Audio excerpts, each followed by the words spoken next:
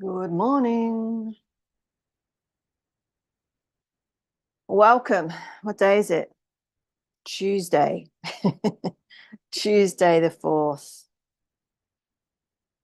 It's not the 4th of July, it's the 4th of June here. 3rd of June in Australia. And how is it where you are? Let me just check that I got you on. I got you on. All right, yes, we are live. So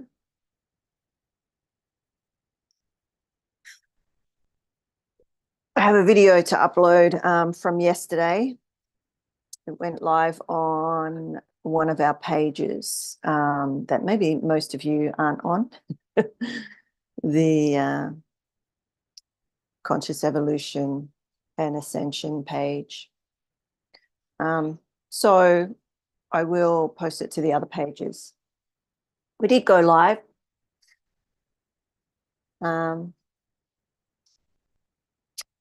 But some formats didn't like it. So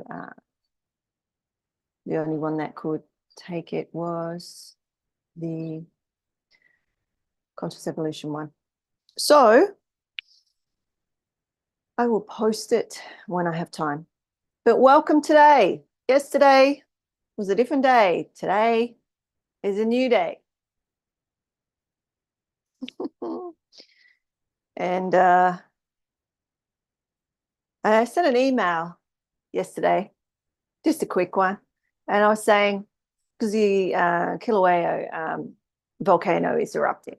Of course it is. And, you know, some of you, you looked yesterday. Okay. And it was interesting because I was starting something yesterday. Yeah. You may not be on that page. And yeah, I have lots of different pages for different things. So I will, someone was just saying, because they can't see you, they can't see your questions. So I'm answering questions. They're like, what are you talking about? So the question that you were looking. So yes, I will post that. And we are doing another one next Monday, but it won't be on my profile. It'll be on Belia's profile. So I'll give you the ad for that and you can have a look at that if you wish. So what are we going to do today? So there's still a lot in the air. I actually slept in this morning. I woke up at 3 o'clock, like bing, and I could not get back to sleep. And I was so hungry. I was really hungry. And I don't usually feel hungry in the stomach. Well, lately I have been.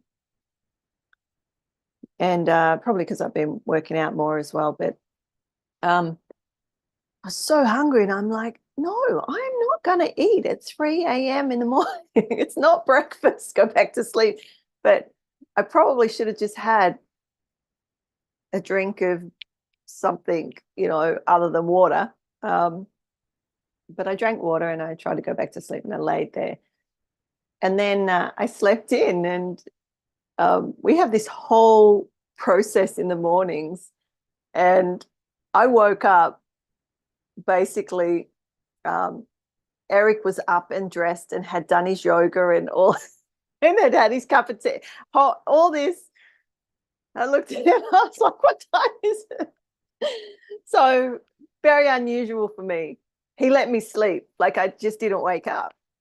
He was like, I didn't know. You said you had a busy day today, so I thought I'd better wake you up. So yeah, there's some energy is my point. There's some energy. And you know, I'll post some pictures. We went for a walk, not yesterday, the day before. And, you know, this might be sad for some of you that know.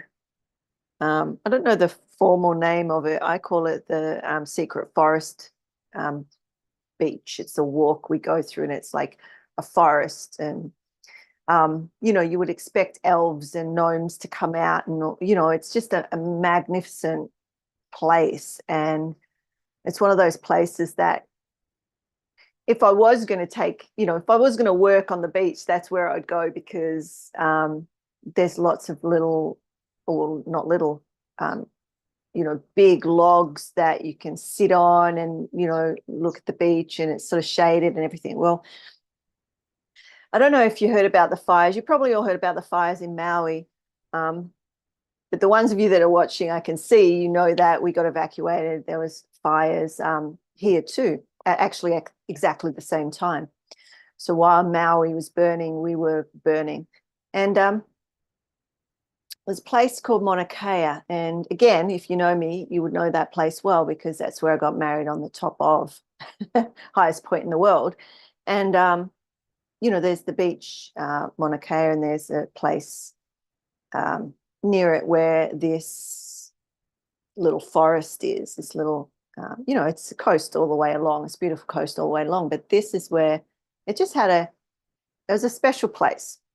They all are, but anyway, long story short, we went for a walk, and I hadn't been there for a while. Obviously, we've been going to, I found another beach that I really like, so we've been going there, which is sort of similar. But I was devastated because it was gone. It's gone. I'll show you photos. There's just only a few of the big trees, but most of them have been cut down. It looks like, I was like shocked, because I was walking on going, how can, because it's private property, but here they can't stop people going so far close to the beach. That's public. And we didn't realize it was because of the fire until later, when we went further, and you could see, you know, the blackness of it, right? Because it's all green again and sort of growing back. I don't know if you've ever been in fires, like things grow back really quick, like the grasses and stuff, really green. And so that's awesome. It's growing and there's life and whatnot. But all the big growth trees, like some nearly as round as this room, are cut down to stumps. And it's just, I have an affinity with trees. It's been my thing here, because this side of the island is not, you know, it's not bush, right? It's not, you know, I'm like, need some trees.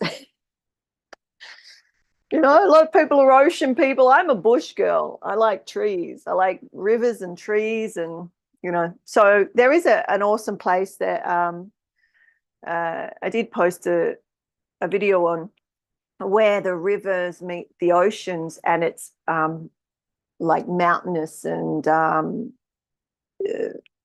what are they called? You know, waterfalls, multiple waterfalls, you know, so you sit on the beach and see all the waterfalls coming down and all that. So there are some absolutely magnificent places, but this place broke my heart a little. So we're walking along, and then I realized, this is part of you know, the back end of sort of Mauna Kea, where the fires were, and they would have had to have cut the trees down for safety and, you know, possibly regeneration. They may regenerate, because I could see where they've painted some of the stumps, you know, and often in Australia they would do that too, for some protection. Needless to say, we walked it, and we call it a blessing. Like we walk blessing the land, like, you know, recognizing what has happened, and, you know, using yourself and your body and your energy and your love as you walk that place that you have such fond memories of, and, you know, and you're reconnecting in another way to support it in its next journey. So then the eruption, the volcano. So I'm cutting these stories short. We could go on and on about these stories, but what it brings to life for me is as you are, the world shall be, right? So when I look out and I see a lot of devastation, or so-called devastation, because it's an emotional response, right? Sometimes when there's clearing, when something's broken or burnt or lost, it feels uncomfortable. It can feel overwhelming. It can feel sad, right? I can recall my words. I was saying, when did this happen? Why didn't I know about this? Thinking there was clearing for building, resorts and stuff. Where were the protests? So my old person came out, because I was like, we would have protested this. In my head, I'm like, I didn't know about it. Surely somebody. And then I realized, it's a fire. So we walked and blessed the place, walked all the way. And the oceans are still pretty murky from the floods we just had. I don't know if you heard about that. The rains, we had it was 4 inches in one day and 8 inches in another day. The roads were covered. It was floods, right? And it was loud. Actually, you might remember, those of you that I can see, Rebel and MA and a few others, that I said it was so loud. I laid in bed, scared, but in awe of nature. Do you remember that? It's a couple of weeks ago. Anyway, so obviously we live on a big rock, and all the stuff gets washed into the oceans and rivers. So the water is still a little tinged of, in some places, of I don't know, this browny, red color of the earth, right? But we still swam. And again, blessing the waters, blessing nature as she blessed us. And on the way back, it's actually outside, I collected some of the charcoal. Of course I did. Of those beautiful trees. I was in awe of the charcoal, because it's such dense wood that completely burnt, that it looks like, I'm saying manganese, but for those not in the know of rock, it's a black rock. It's actually what they mine and melt to mix with steel to make it strong. So it's this black, deep gray, sparkly rock, and that's what this, bits that I could see. You had to sort of look. So I collected parts and brought it home. So it's outside, and we are going to. Those of you inside. What I'm going to use it for. See, I collect things for our rituals. I'm doing this. Some of you have no idea what I'm doing. So if I had a canvas here, I would be drawing this as my whiteboard, but the canvases. So when we're painting, we're using, you can use found objects. So you could use, actually, I got some bark as well. Maybe I'll show you next time. It was so red, the bark, because as they're chainsawing and all the rest of it, it looked like hair. It actually looked like part of my hair, where, my hair in the sun is really red. Anyway. And it was sort of just blowing around like a big thing of hair, but it was bright orange. And so, because, I'm a creative and I have that eye, I saw that red against the landscape, and I was like, oh, great, I need to bring that for the altar. So, you know, I have some, I don't take, rock, you know, I don't take things off island. So if I do bring a rock home, um, you know, it's for a particular ritual or for the place, right? It's not like just for a collection. I don't collect things like that anymore. I used to, but you know, ask permission and all of that sort of stuff. But this was the offcuts, you know, it was what was left over floating around. So I took some of that. So it's we've got a new little altar, our front door, right? Which really is just, you know, a place at the entrance, because the energy is important, right? And it was a bit murky there because we don't really use the front door very much. But now it's got a little chair there with cushions and my little rose plant. And as soon as I put the rose there, it had one bud on it, no other buds that I could see that I really looked for, right? And no flowers. And then within 2 days, I had 7 buds on it and 2 flowers were opening. Can you believe it? I mean, maybe you can, but there was something about the energy of moving it and tending. We moved one of our waterfalls. Yeah, it's not spectacular. You know, we have a very simple way of living, right? We're not extravagant. We had this waterfall like this. It's a woman, looks like stone, but it's not. And there's some little pebbles in it. And it's just the sound of water at the front door. But it was sort of off to the side. When the wind blew, it always fall over. It's pretty big, like it's about 3 foot. And I was like, let's bring that to the front door. So anyways, this space, it's like a meditation space. You could sit there, but you could also put your shoes on. Do you know what I mean? You know, you don't wear shoes in the house here. And so you take shoes off at the front door. So it's like a nice place now. So I placed those objects at that altar for now before they come into the next one, before we start side, which will be a whole nother altar for Sai in preparation for building the energy of that container and the work that we're going to do in there. So, bit of storytelling today, but what does all that mean to you? What are you getting out of it?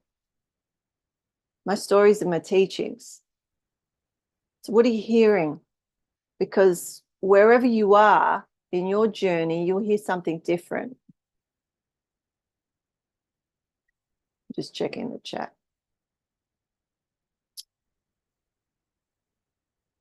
So energy is important. Did you get that? Our relationship is important. Someone else might have got that. What's my relationship to the earth? What's my relationship to the place that I walk? What's my relationship to nature? What's my relationship to myself? What's my relationship to my fear or my sadness? Yeah. So death, destruction, rebirth, renewal. Yeah. So back to the email. Hey, Tina. Back to the email I wrote last night. Didn't say too much, but it was alluding to there's an eruption, aka there's big energy happening. There's destructive energy. You know, warnings. We get alerts on our phones all through the night. It's just a watch warning now, right? Not that we're, you know, it's not, you know, necessarily near us. It's on the same island, but it's not near us. But I don't know if you saw what happened last time. You know, actually, I've got so many photos. I should do a whole album of we used to post our adventures all the time, because we have adventures every week, which is we go somewhere and do something and connect with nature or, you know, whatever we're doing. And we always take images or video, but there's so much that I forget to post it or I run out of time or whatever. But I should put it together because it is literally this ritual of what you just said. There's death, destruction, birth, renewal, replenishing, regeneration. Right? It is the mother, or it is God, God, generating or organizing and destructing.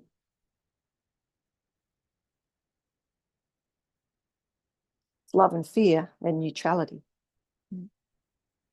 God.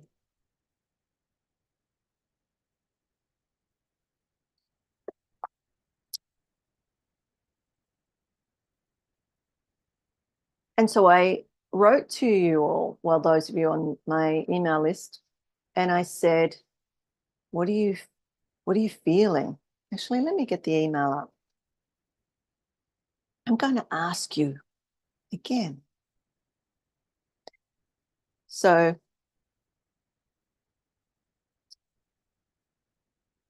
it says,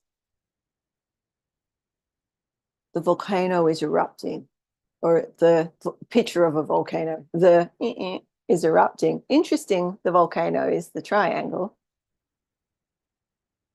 Just hold that. Students, right? Those that follow me, hold that, the triangle, right? The is erupting. So what is that for you that's erupting? I'm going to decode my email for you. All right. Does this mirror something in your life? So what's this showing you about something in your life? There's something scary, potentially destructive, potentially, not necessarily.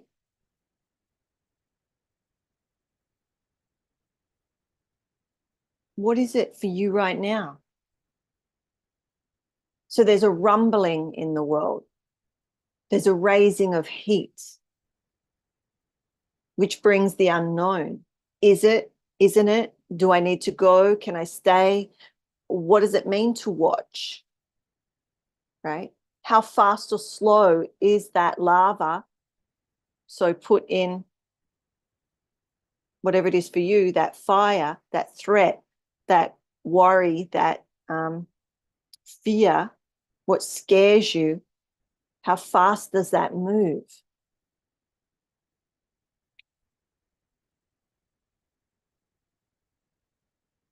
This can also be the mother speaking. Now, the volcano and fire and heat is the father. But here I was talking about the mother. The reset, the crucible. Do you know what a crucible is? When I wrote it, I thought, do I need to explain that? So I used to be a glass artist, a glass sculptor. So we worked with the glory hole, it was called. It was called the glory hole. It could kill you, right? It's the furnace. It has the crucible in it where you put the sand or you put other glass, chunks of glass, and it melts to molten glass. Glass melts at 1200 degrees, right? That's where the start of the slumping, what we call a slump. So some of you may have seen some of my artwork back in the day where I used to collect old bottles, like dig them up from the ground, like go to old places. And, you always find old bottles, from, 100 years old and stuff like that, all little different shapes. I used to collect bottles because, they're found everywhere in Australia. You'd have to dig for them, but you'd find them. Anyway, I'd make images by laying the bottles and then putting them in the kiln and bring them to a certain heat where they didn't completely melt, because we know the starting point. We know the heat that they will melt, but not get completely destroyed. So when you pull them out, you've got all these flattened bottles that you can still read what was imprinted on them back in the day. They didn't use plastic labels. They imprinted it onto the glass, you know, and I would put them on a plane of glass and then frame them. So it was, you know, they were these images, sort of all like colonial sort of images. Anyway, my point being, knowing what the temperature is, knowing what heat. Oh, this is a teaching. Are you hearing me? I didn't plan any of this, but like I'm teaching myself here. I'm like, what is the heat that you can take?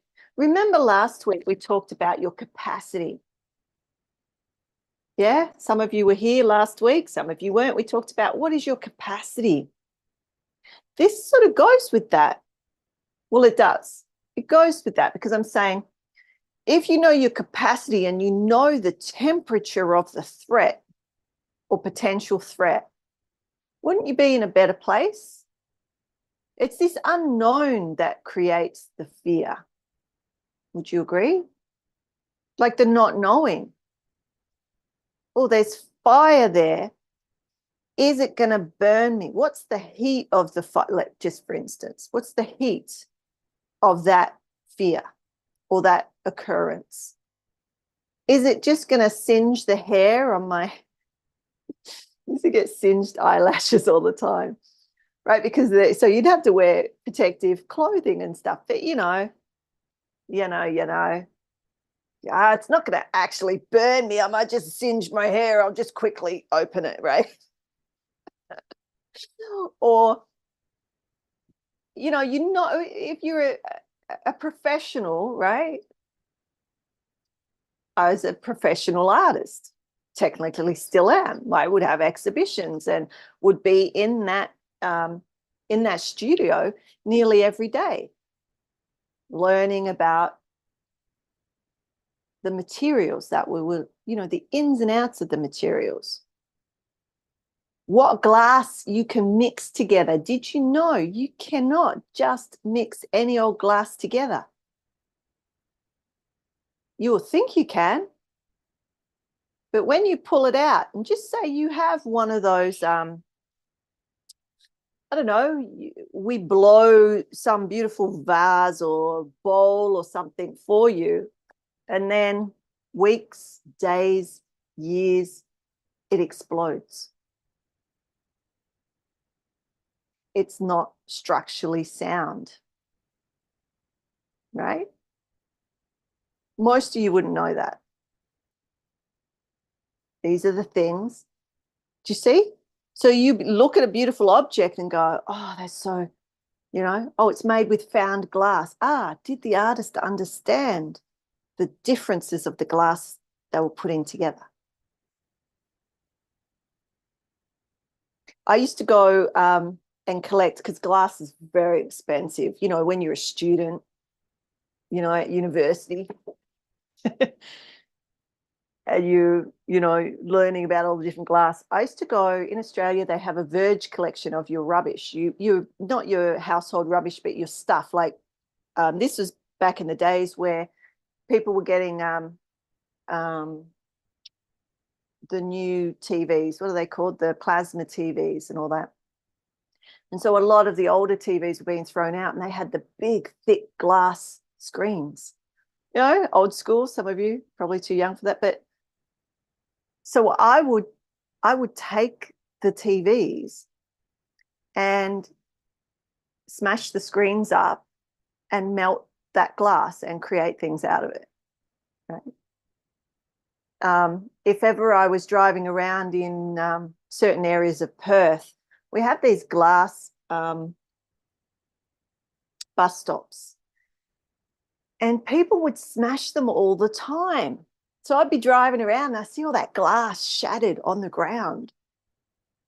It's like shower screens just shattered into those little, our glass smashes into little bits. So what do? I started driving around with a container and a brush and pan in the back of my car, and I collected glass. My shed, actually in Perth, probably still, I think I donated the last lot, because I also used to go to the studio where other people were blowing glass. And when they, they've got the long tube, and at the end, they tap it off into the steel garbage bin. And it's only filled with glass. They tap off the end. And I'd go and I'd say, what are you doing with the glass? Can I have it? Can I have some of it? And I would, again, get huge. And I would go home and pick through it, because I'd have a good idea. What I didn't know, then I would glue or create something that wasn't melted together out of the off, or I'd crush the glass. I do all sorts of stuff, right? You do what you got to do. So what am I talking about? How does that relate to renewal and replenishing? There's multiple teachings in that, right? You could go, well, what's in somebody's rubbish or what's destroyed, somebody else can create beauty from, right? Or there's the teaching of knowing the consistency of what you're working with. So if it's a problem, if it's your energy, if it's your body, if it's another, if it's a situation, if it's a volcano, if it's a fire, if it's an earthquake, if it's the political, what's happening in politics, or, all those unknowns.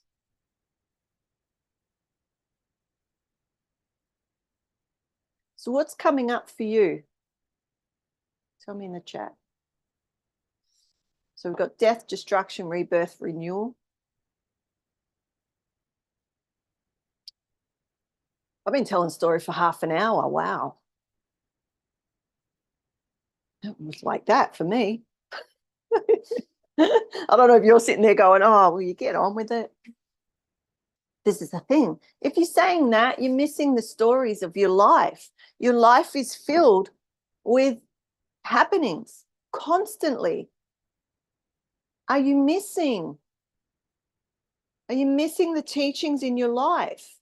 Everything around you is speaking to you. Do you have a relationship with it? Or are you the center of your own galaxy and you're walking obliviously, right? Only worried about yourself. The thing is, this, no judgment about that, because there is that part. But when you know how you are, the world shall be, then you can also look at the world and go, how am I? And what, if anything, do I need to understand or have a relationship or have more intimacy with? Because we're going around unconscious. There's the suffering. There's the suffering.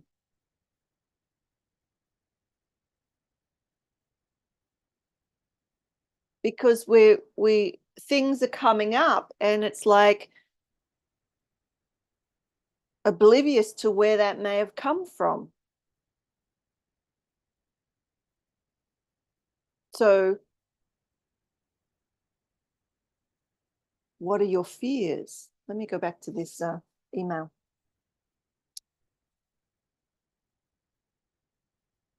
So the crucible. Oh, I went off on a big story about the crucible, didn't I? Anyway, got the idea.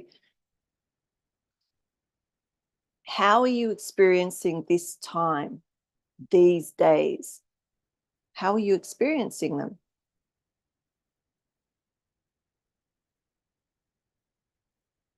Do you feel an understanding of the core of the challenge, the core of the information?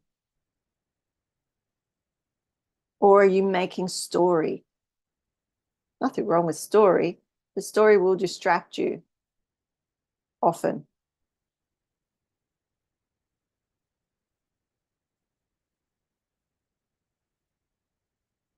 Right?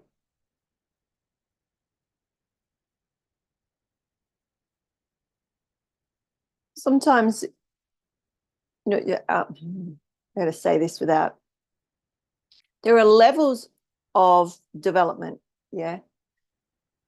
And there's no judgment on where a human is at, because I've always said it's like the development of a child, and you're not judging a child that can run and one that can walk. It's different stages of development. At a certain age, we can crawl, we can walk generally, right? We can skip. Some people never learn to skip. They just can't get the coordination. That's okay. But there are general human developmental stages of what the body can do.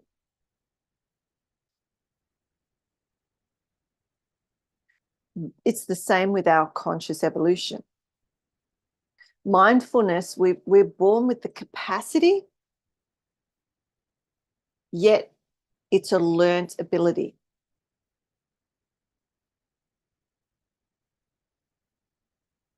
If you feel you don't have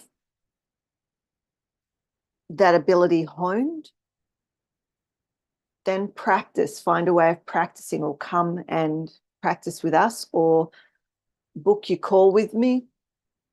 Come and join Relevate,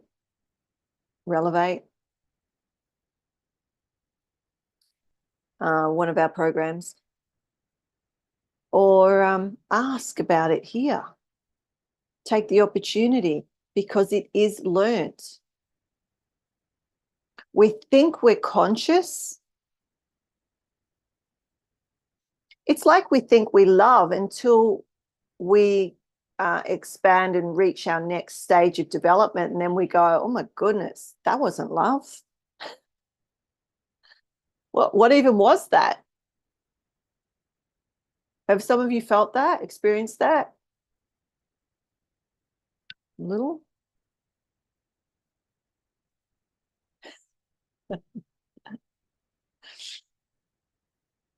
Yes, you have. Yes, you have.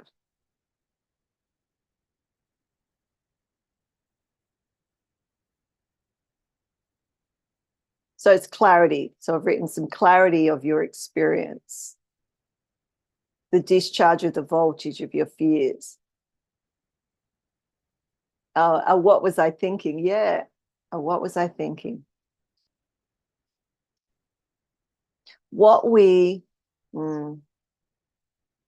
This might be a triggering word, but I'm going to say it anyway.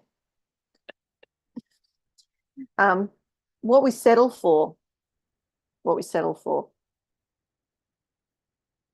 and how we speak to ourselves, or our self-talk around why we deserve or don't deserve something. And it may not be put in that way, but it might be you're not good enough, or you're too good. Not good enough, or you're too good, right? There's the fear of love. I don't deserve this. I'm too good for you, right? That's still ego. It's a different aspect of ego. Right. So understanding. So we're talking about understanding the different types of glass and how they come together, so that down the track they don't explode in your face when the weather changes, because there's an expansion contraction. You'll never look at glass the same again, will you? There was a time where I was scared of glass for a while because I knew too much about it. Can you get that? It's like the more you know, the more you think, oh, I don't want to know this. Like there's stuff I know that I wish I didn't know. Because I'd be like, oh, the weather's changing. Is all my work going to explode? Right? Cover your face. Because it does happen. It does happen.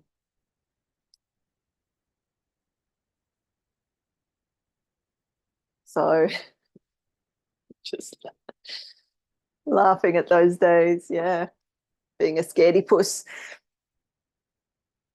I'd be like, oh, I don't know about that, right? So I was overcautious because of what glasses I put together. And if I was going to make something that, you know, may have been sold, um, I would buy the glass. So I knew, but it was so expensive, and still is, right? To buy, you know, because I didn't make small things. Like, so I ended up going to resins, because I was doing 60 kilo. So I don't know how many pounds that is, but um, like a 6 foot body casts, you know, like a whole human. And take two people to carry it, sometimes three people to carry it, right? I'd make huge things back in the day. So you needed to know your materials. You needed to know what was safe, what was unsafe. Just like in life, we feel, you know, we're trying to work out what's safe and what's unsafe based on misinformation. Where's the misinformation from?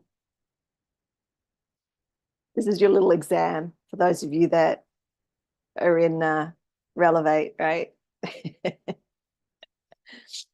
Where's the misinformation from?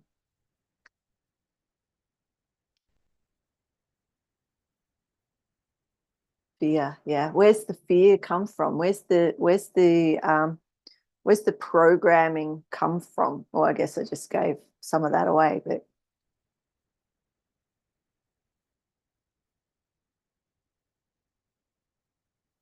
our little ego. Yeah. So those adaptive strategies that are telling you what's safe and what's not safe. So those aspects of self, yeah, our conditioning, our beliefs, our conditioning, how we're encoded, and the survival or protective mechanisms that we put in place to keep us safe. Now, how that keeps us safe is making us feel scared, right? When there's change coming, when there's change upon us and we don't understand, or we can only understand it from the point of view of a teenager, the younger one within ourselves, that's protecting the child within ourselves, so to speak. It's another way of looking at it, right? So the grief and sadness in ourselves that is protected by the anger and the some people have rage. They have different aspects that are within us. Pardon me. So today I started off looking at what's out there and what's showing us and giving us information, and then bringing it back around to the build up of our own self, right? And a little bit on the mechanism of how that creates the lens that we see through. So if we have a lot of fear around exploding glass, then when we're around glass sculptures or particular glass objects,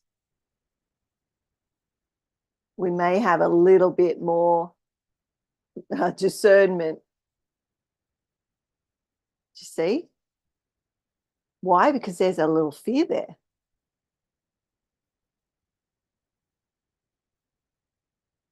So when you're around dogs, if you have an understanding that maybe you grew up learning that particular dog breeds are vicious and dangerous, so you don't want to be around those types of dogs. So if you see one, you go into a fear response, a stress response, right?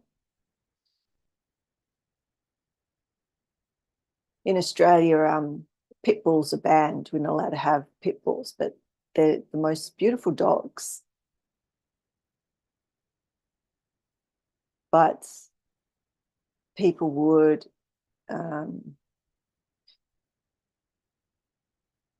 utilize their breeding, some of the skills that they have, right, for their own entertainment. And so you end up having these animals that are trained to kill. But that's not every one of them. But that's what got out there and, and got around in the, because I'm sure there's some of you that have had those dogs and they've been the most beautiful, loyal parts of your family.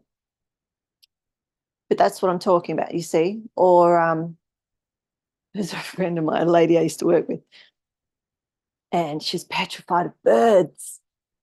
I can't comprehend that, right? Because I'm a bird lady. I love birds. I have an affinity with birds. And so if you came to my property in Perth, in West Australia, I had so many chickens just free range all over the place, and ducks and geese, all sorts of, most of them wild, right? The chickens weren't wild, but well, they're free range. They're pretty wild, but they were, put there by me. But all the other birds that were there, and a lot of species that were endangered, and it was just awesome. But she was petrified. She did come to the house a few times, but she was like on alert, right? So where did that come from? She had an experience, right? She's had experiences that are imprinted, encoded. There's a message about, I have a friend with a rather large macaw and he's not the friendliest bird on the planet. My grandfather, I guess I grew up with it. We had, my grandfather bred a lot of different birds, exotic birds as well, and so I grew up with peacocks, turkeys, those big, beautiful turkeys. The ones here aren't, they're all right. different species of turkey. Pheasants and quail and budgies and canaries and all that. But we had cockatoos. Do you know what cockatoos are? Because I said that here and people were like, oh, what's a cockatoo? Anyway, I'm not going to go into that, but they have beaks that are like vice. They can literally take your finger off, right? They often don't, and they're, fairly nice. But we had this one. We grew up with Charlie. Oh, my kids would laugh because they got to meet Charlie too. He lived a long age, right? But he was in this huge, my grandfather had huge aviaries for them. They weren't wild. The peacocks were wild. They were allowed to go wherever because it was on a big farm. A lot of the big birds were able to go wherever, but he had these huge aviaries made. So, and Charlie would come out with my grandfather, but he bit. And if you went near the cage, you put your finger in the cage, he would be on the cage trying to bite you. So I used to stick my shoe, like my thong, like what do you call them here? Flip-flops, or so I don't know, every country. But my rubber shoe, and he would just bite around the edge, be like, but I would sing to him and he would dance. So all the cockatoos, my grandmother would go down the back and she hand read some pink and greys, they're called, but I forget what they're called. They were pink and greys, and then she had these two big white and pink cockatoos. Anyway, I think they're pretty rare. And she would hand feed them, like spoon, reared them. And so when she'd go out, she would sing to them and they would dance. It's a certain song, and it's the same song that she would sing to us when we were babies and to my kids when they were babies. So it's like, but I remember it as the cockatoos would put their big fan up and start dancing. And anyway, story time today. But the fear, right? So, I had a relationship with Charlie. I didn't stick my fingers in, and I didn't necessarily see him biting my shoe as a threat, right? It was a relationship.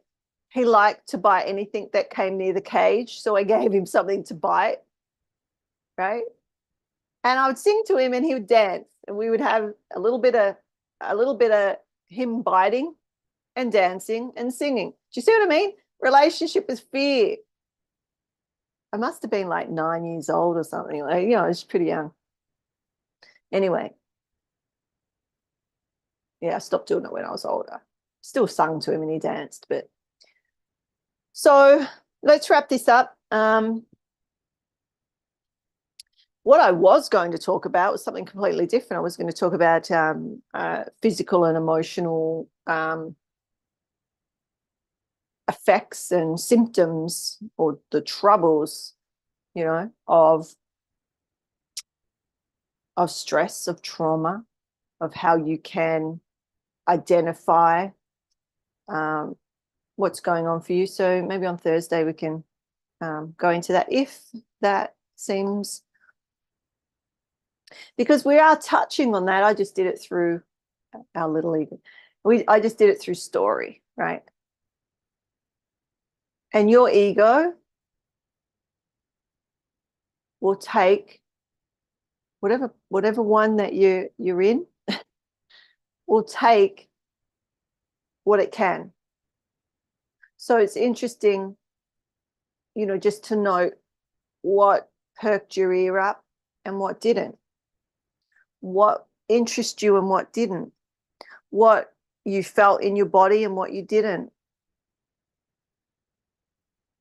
So as I tell story, a nice way to have an understanding of whether that's something that may be playing out in your life is if you have a sensation in the body,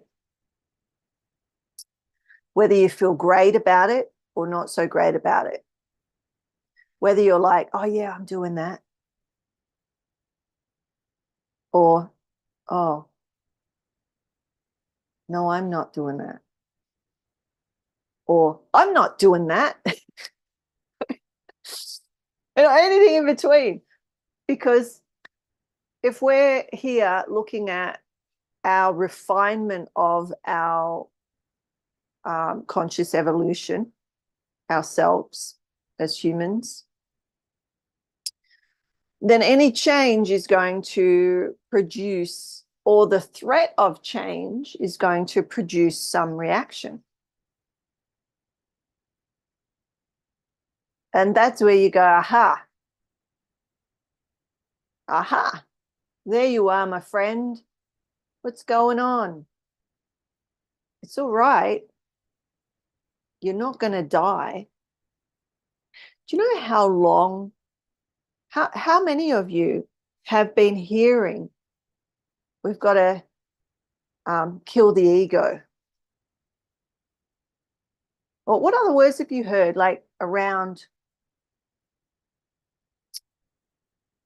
talking detrimentally about the ego? Do you know what I mean? Like, I'm trying to think of some that, it's like, get rid of the ego, make the ego small, or kill the ego off, getting rid of the ego, but also our darkness. Yeah.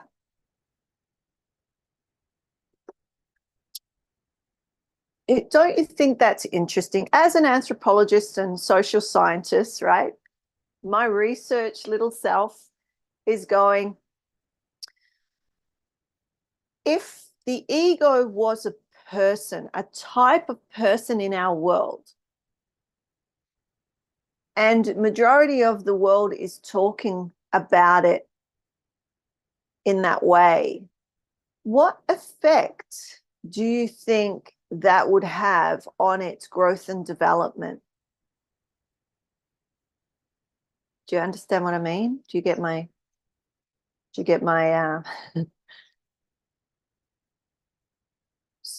right? The psychological impact of the human race trying to kill off, get rid of, shrink,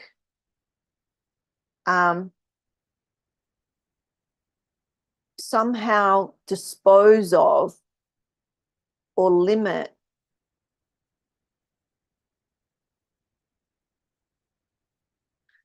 so some of the comments are it would hide and be more evasive. Another one is, my impression is it would get stronger to protect itself. Yeah. So so interesting. So reflect on those yourselves in how you do that, because I just had a little intuitive thing on that, right? So that may be how you are in the world when you get, you may be more of a freezer or a retreater, and then some of you are come up with more protection and more angst maybe, or even attitude, right? Attitude can protect you because, if you've got a bit of attitude, like teenagers, they got a bit of attitude, not all, but a lot. They got some attitude, or 3-year-olds, 3-4-year-olds, they got a little bit of attitude, right? And that keeps you at a little bit more of a distance. It's a protection. So really, to think about that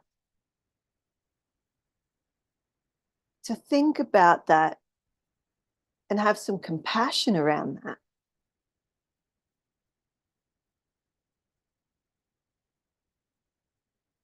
Even how, so that was alluded to, like protect itself, get stronger or hide. And, that's our posture too, right? So if you're in a particular posture for a period of time, it can change the structure of your body. It can change how you are. Like if you've been a huncher for 20 years, 30 years, 40 years, and then you go, I've got to work on my posture, it's going to take some time. And depending if, what the bone's doing and all the rest of it, right? It may be, you know.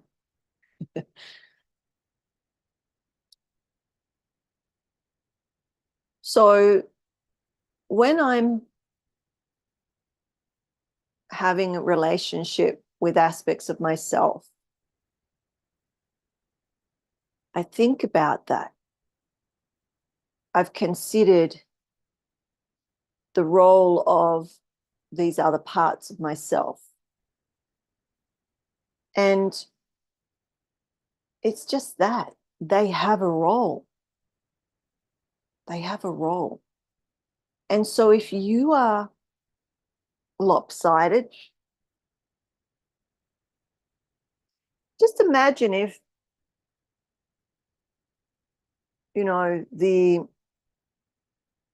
the feminine side of you was shrunk to half the capacity, and the masculine side of you took up that space.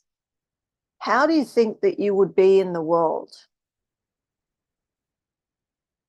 Like, that's a contemplation, What are the sorts of ways of being do you think you might see in a person if there was that makeup of self? Or the opposite.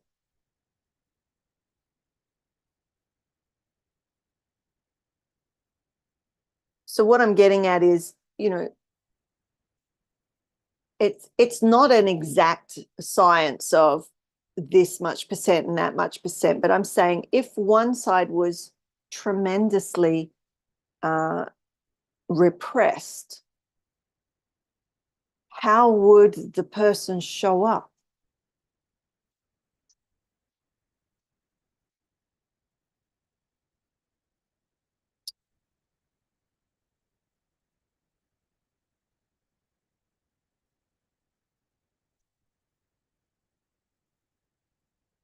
So just starting to have some compassion for the self, because it's a part of you.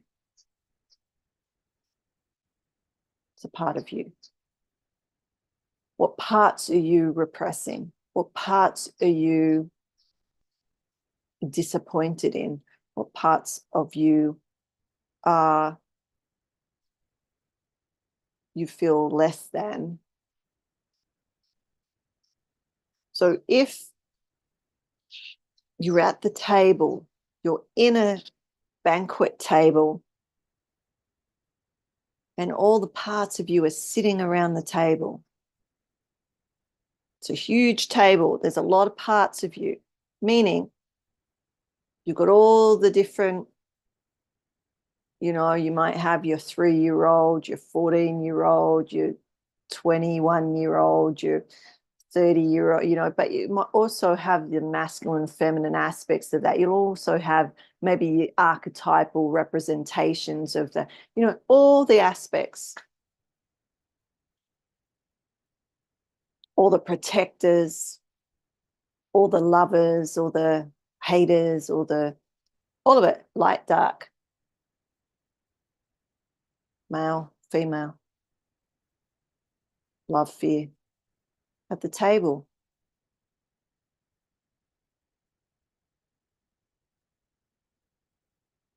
Actually, we'll do this as a meditation in a minute. We'll go over, we'll just spend, because I've gone longer on this, but we should just have an automatic cutoff because, you know, but that could be a meditation where you are seeing all the aspects of the self. Because this is how, you know, I used to teach the intuitive aspects in this way. There'll be parts of you that will want to have food fights. There'll be parts of you that will want a tantrum because they're not maybe getting ice cream. They have to eat their Brussels sprouts or whatever. There'll be parts of you, you know, all the different aspects of yourself. Now, the ones that are the loudest and the most obnoxious, right, generally, we will want to control them. We will want to, just like many people parent. And I'm not coming down on anybody. I know it to be true. I used to teach parenting, but a particular type. I would teach parenting for the children that were very traumatized and had a lot of behavioral and dysregulation, right? But what I found over the years is that way of parenting is beautiful across the board. Why? Because it sees the child, it recognizes the action, the behavior as a language.